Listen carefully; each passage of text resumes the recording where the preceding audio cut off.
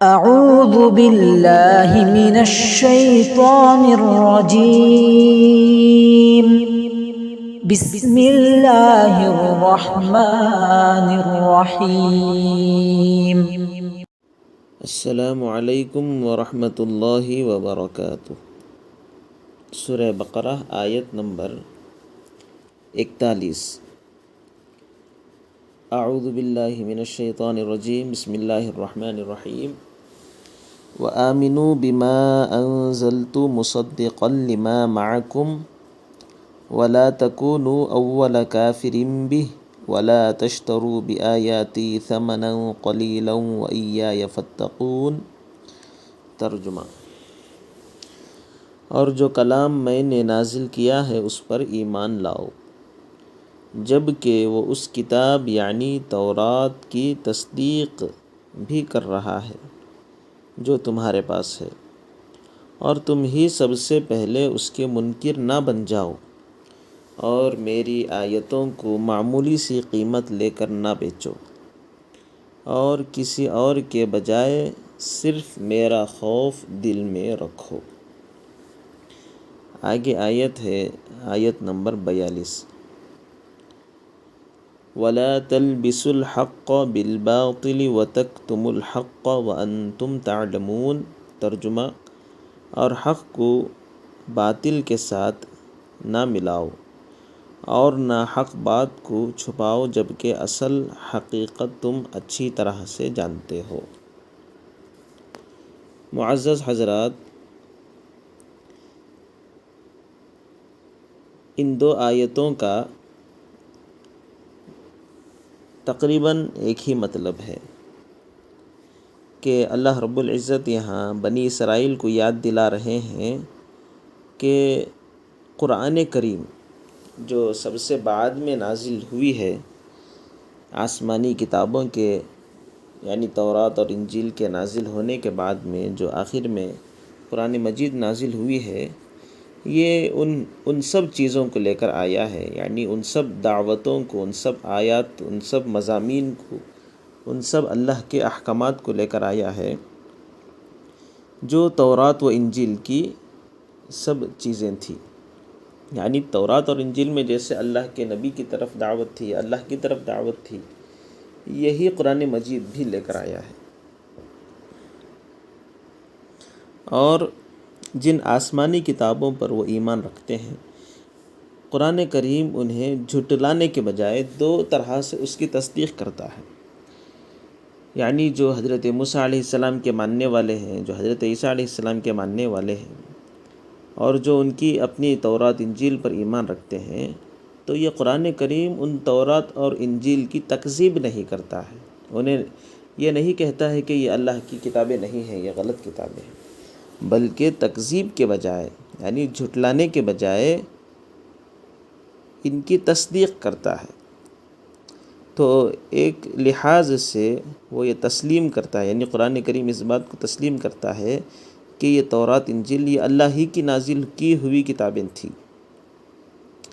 مگر افسوس کی بات یہ ہے کہ بعد کے لوگوں نے اس میں کافی رد و بدل کر دیا اور اس میں تحریفات کر دی، جس کی حقیقت بھی قرآن کریم نے الگ جگہ میں واضح کی ہے۔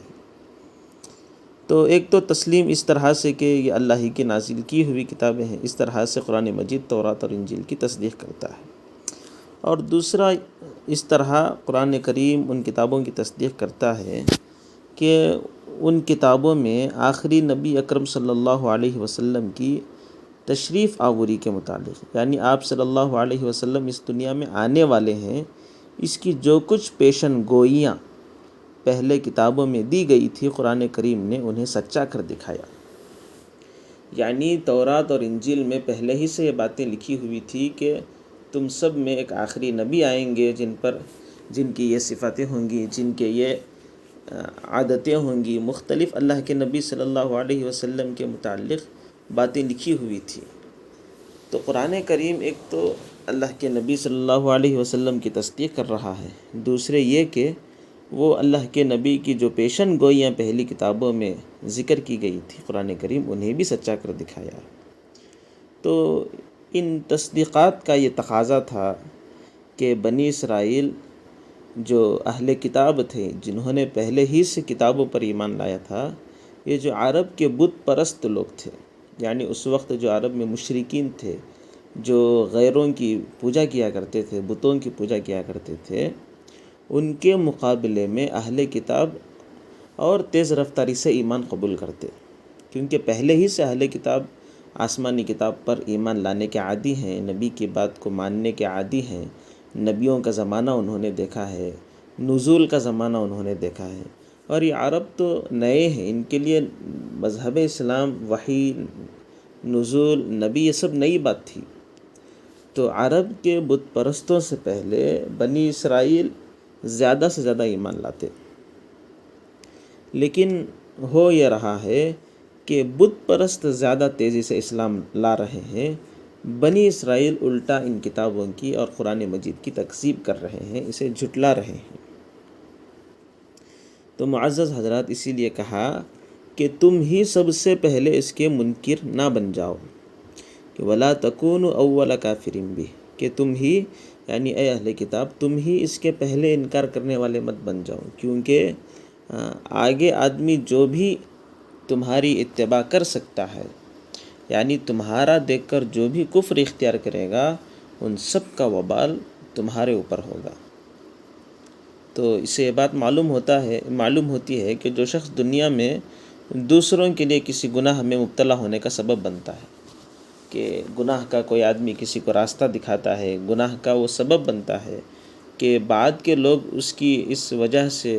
اس کے اس راستہ دکھانے کی وجہ سے وہ بھی گمراہ ہو رہے ہیں، وہ بھی گناہ میں مبتلا ہو رہے ہیں، تو جتنے لوگ اس آدمی کے گناہ کے سبب بننے کی وجہ سے، جتنے لوگ اس کی وجہ سے گمراہ ہوں گے،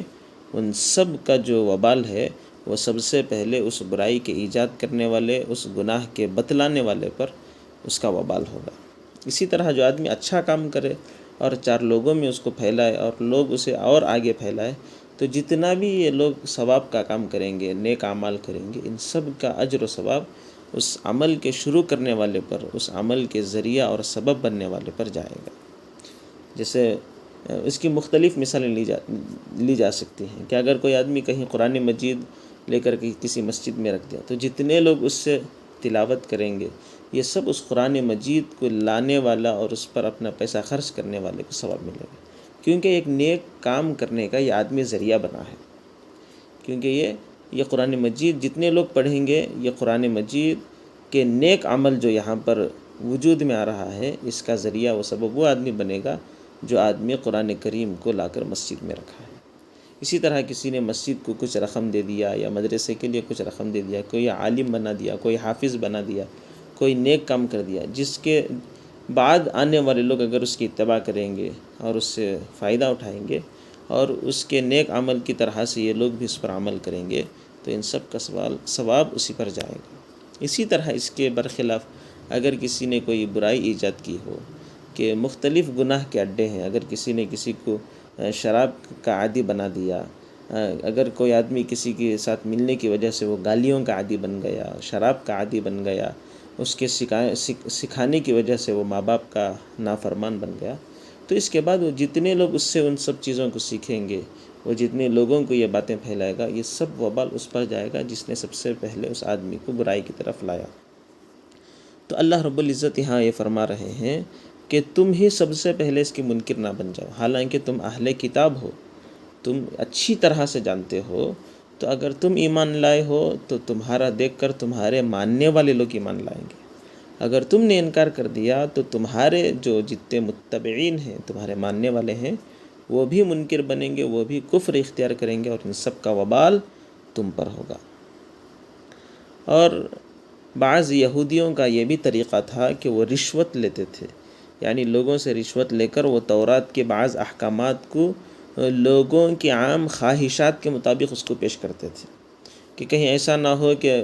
اس حکم کے پیش کرنے کی وجہ سے سامنے والے آدمی کی خواہش ختم ہو رہی ہو، اس کو کوئی برائی کرنے کا موقع نہ مل رہا ہو، تو کہیں ایسا نہ ہو اور اس کی وجہ سے ان مقتدی لوگوں کو کسی طرح کا نقصان ہو رہا ہو، تو لوگ یہ کرتے تھے کہ اس میں جو لوگوں کی تکلیف دینے کی جو چیزیں ہو سکتی تھی، یا جن احکامات سے ان مقتدا کو کسی طرح کا نقصان ہو سکتا تھا تو وہ ان نقصانات کو ہٹا دیتے تھے اور لوگوں کے خواہشات کے مطابق اس کے احکامات بنا کر لوگوں تک پہنچاتے تھے، اور بعض اوقات اس کے کئی احکامات کو چھپا دیتے تھے، حالانکہ وہ سب احکامات پر عمل کرنا لوگوں کے لیے ضروری تھا۔ تو یہ اہل کتاب میں سے بعض لوگ اپنے مفاد کے لیے، اپنے فائدے کے لیے، اپنے پیٹ بھرنے کے لیے، اپنی خواہشات کو پورا کرنے کے لیے اس تورات میں اتنی تحریفیں کی کہ حتیٰ کہ اس کو لوگوں کے خواہشات کا ذریعہ بنا دیا، کہ لوگ دیکھتے ہیں کہ اگر ہم یہ اپنی خواہش پوری کر رہے ہیں، اگر تورات میں اس کے بارے میں کوئی حکم نہیں تو اس کی خواہش کو پورا کریں گے۔ تو الغرض بہت سارے لوگ اس تحریفات کی وجہ سے گمراہ ہوئے ہیں، حتیٰ کہ آج کے دور میں تو بہت زیادہ اس کے اندر تحریفات ہو چکی ہیں کہ آسمانی جو تورات اور انجیل جو نازل ہوئی تھی وہ بہت کافی حد تک اس میں لوگوں نے رد و بدل کر دیا ہے۔ إن هذا القرآن يهدي للتي هي أقوم ويبشر المؤمنين الذين يعملون الصالحات أن لهم أجرا كبيرا